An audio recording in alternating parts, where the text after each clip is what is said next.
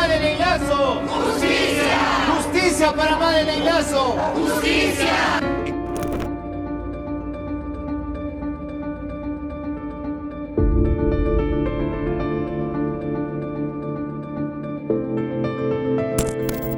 Madeleine y Anthony tenían solamente unos meses de haber iniciado su relación cuando una madrugada de febrero todo cambió. El crimen de Madeleine dividió a la opinión peruana. Para muchos llegaron a sentenciar a una persona inocente, pero para muchos otros era bastante obvio que la persona sentenciada era el culpable. Hola a todos, ¿cómo están? Mi nombre es Lesma, espero se encuentren muy bien. Yo como siempre muy contenta de poder estar un día más aquí con ustedes y muy agradecida de que me estén viendo donde quiera que se encuentren. El día de hoy veremos un caso de Perú. Acompáñenme a ver todos los detalles.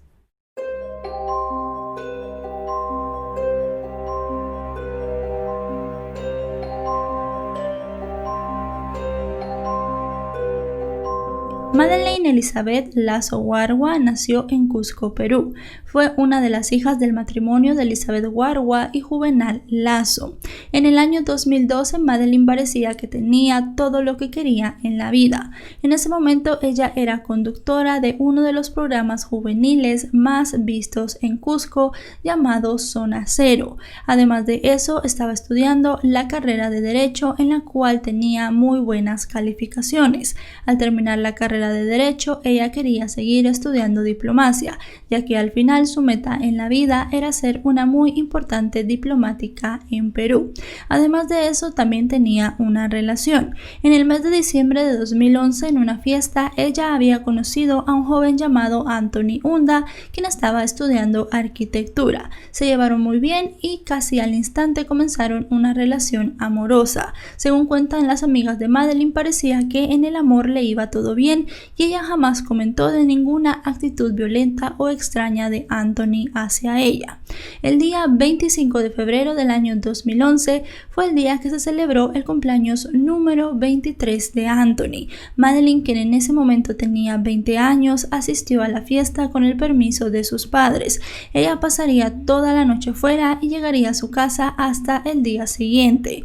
La fiesta de Anthony se realizó en casa de una de sus tías. Había familiares, había amigos y la verdad es que por las fotografías se puede ver que todos la pasaron muy bien.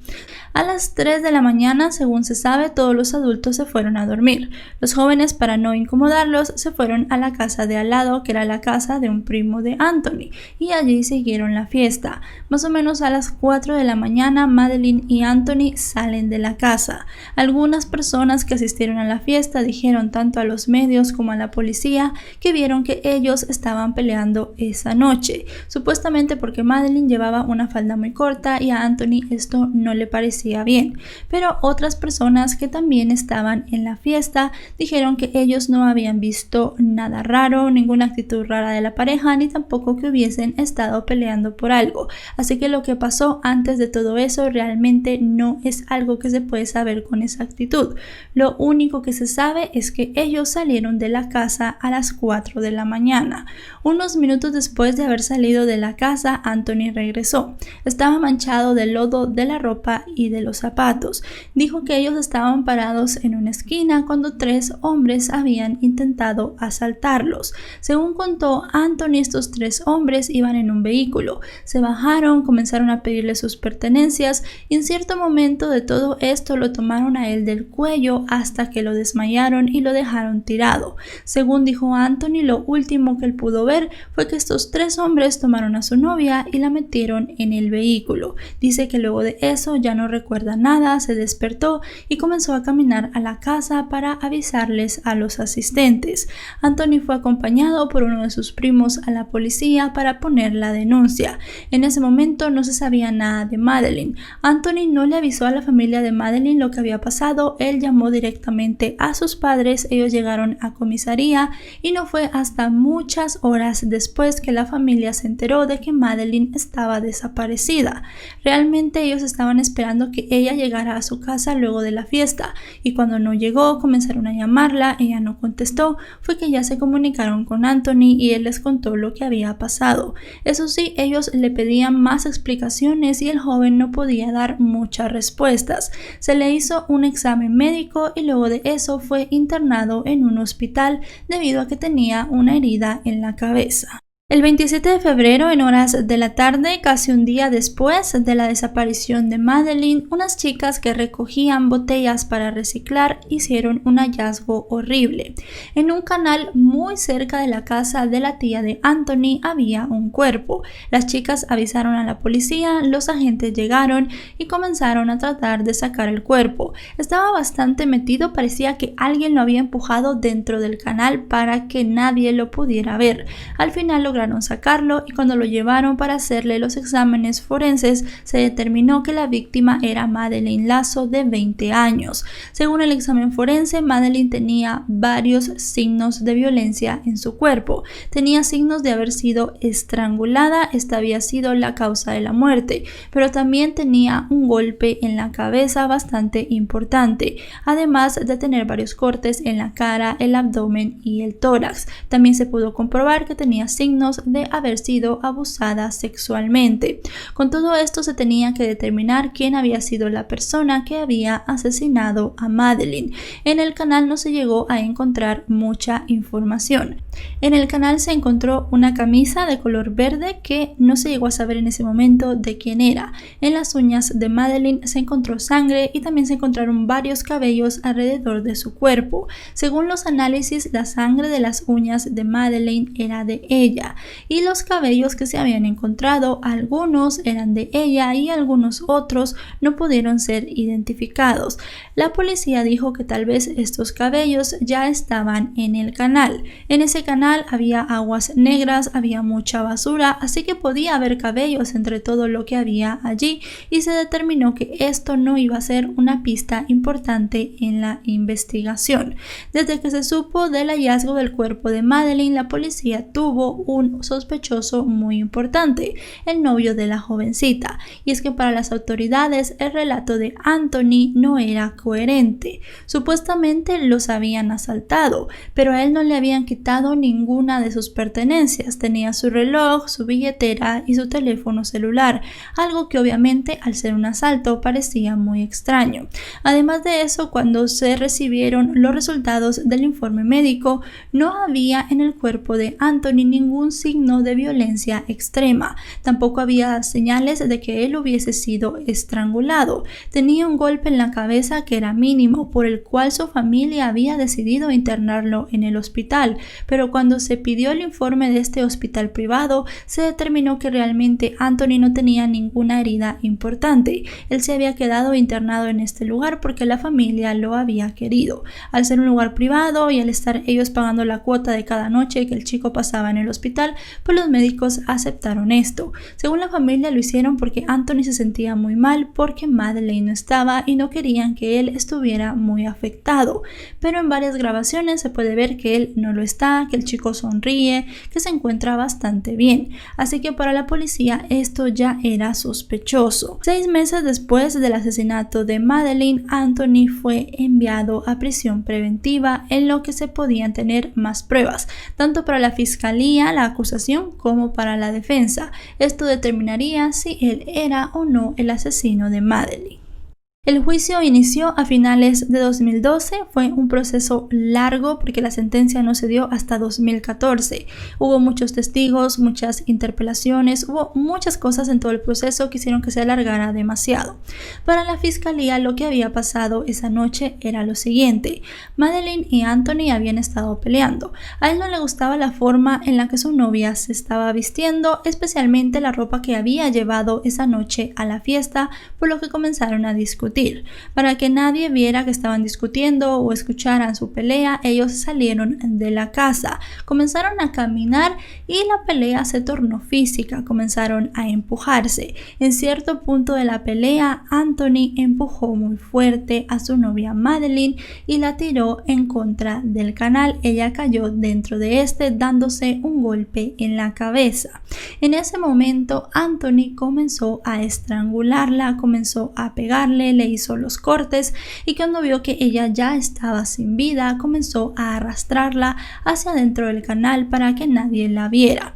Se supo que Madeleine no se había podido defender porque se demostró que tenía muy altos niveles de alcohol en la sangre y que también había sido drogada con benzodiazepina, lo cual básicamente la había dejado semi inconsciente, por lo cual no había podido defenderse de este chico cuando él estaba en el canal estrangulándola y básicamente torturándola.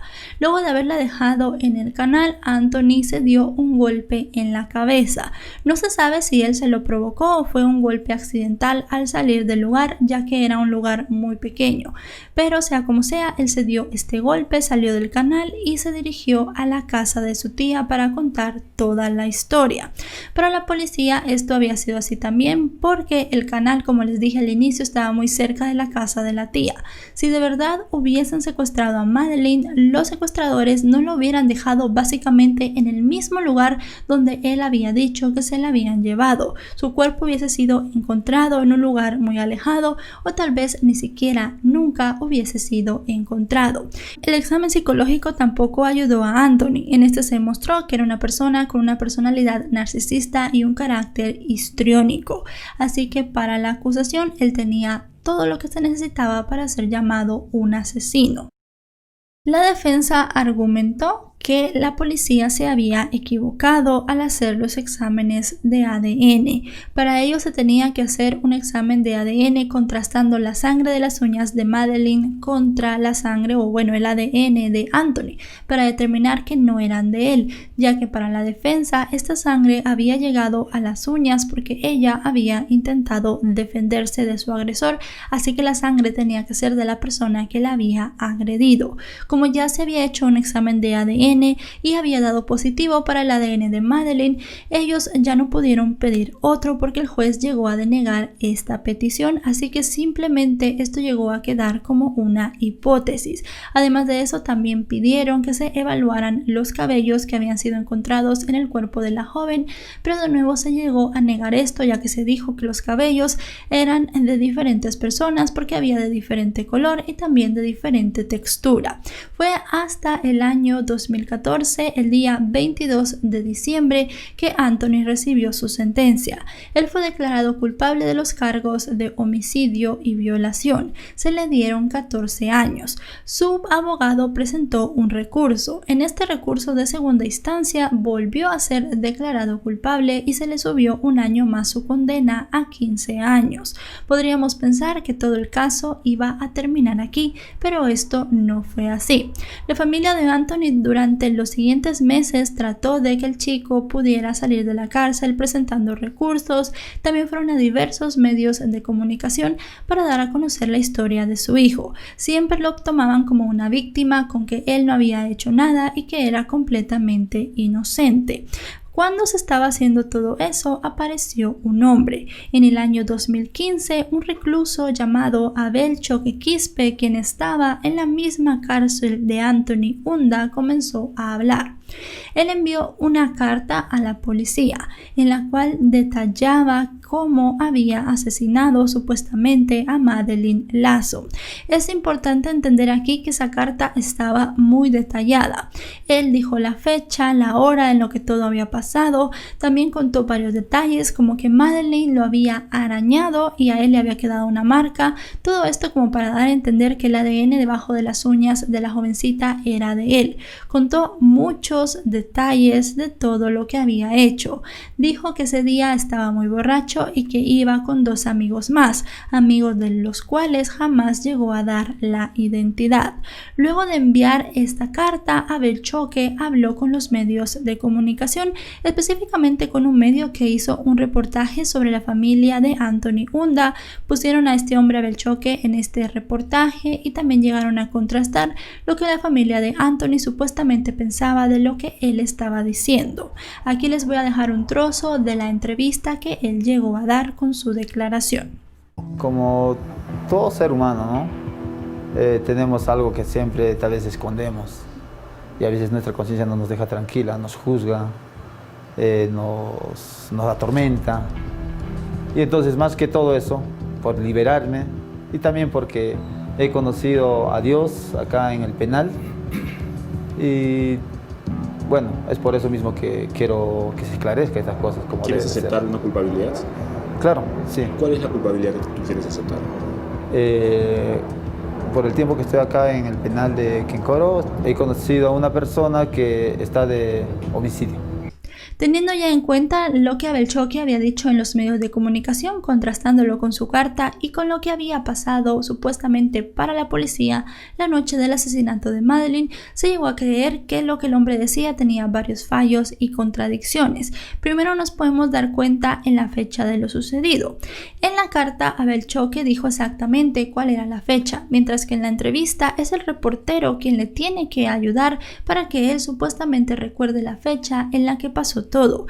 De igual forma llega a decir que estaba borracho y no recuerda muy bien, cuando, vuelvo a repetir, dio una carta muy detallada de lo que supuestamente él le había hecho a Madeleine esa noche. De un homicidio que se hizo en febrero del 2002. En febrero 2002. No recuerdo bien la fecha, pero sí se hizo más o menos. Me estás hablando del señor Anthony Unda. Sí, así es. Claro que no lo conozco muy bien. La segunda cosa que podemos ver extraña en todo esto es el arañazo.